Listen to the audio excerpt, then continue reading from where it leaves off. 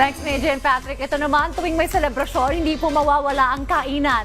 At kadalasan ng mga pagkain inihahanda ay yung mga nakagawian na at may malalim na ibig sabihin sa isang kultura.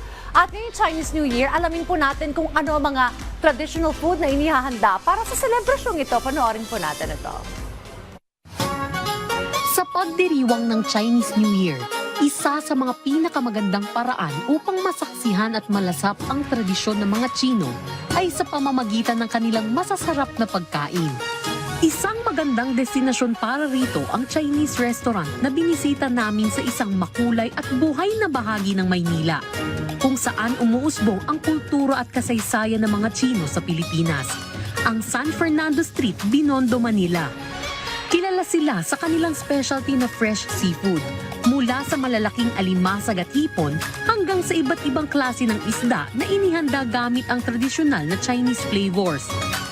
At ang bawat pagkain na inihahanda tuwing bagong taon ay may simbolikong kahulugan para sa mga Tsino na may kaugnayan sa pag-asa, suwerte, kaligayahan at kasaganahan.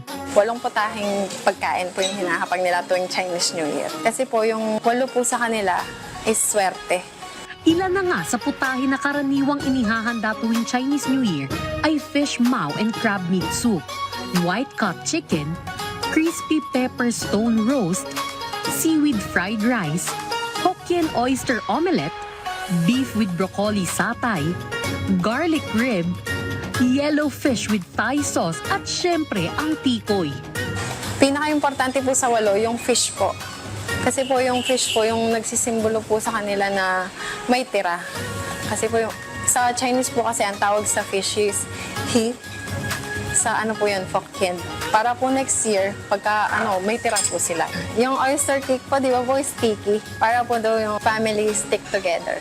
Tulad ng oyster cake, inihahanda rin ng tikoy dahil sa mahalagang sinisimbolo nitong lagkit at magandang pagsasamahan ng bawat pamilya. Bukod dyan, ang white chicken rin ay simbolo ng kalinisan, kasaganahan at harmony, kaya't madalas itong inihahain sa mga espesyal na okasyon. Bago magsimula ang salo-salo, mayroon rin isinasagawa na tradisyon ang mga Tsino bilang pagbibigay galang at pasasalamat. Bago po sila kumain, inaalay muna po nila sa Buddha nila. Sa God po nila yung mga pagkain nila. Para kasama na po dun yung sa spirits po. Tsaka po nila kakainin yung mga pagkain nila. Sa bawat putahe at handaan, hindi lamang natin ipinagdiriwang ang bagong taon, kundi ang mga tradisyon na nag-uugnay sa ating nakaraan, kasalukuyan at hinaharap. Sa kabila ng lahat ng kasiyahan at kasaganaan, ang Chinese New Year ay isang paalala na ang tunay na yaman ay ang pagmamahal at pagkakaisa ng pamilya.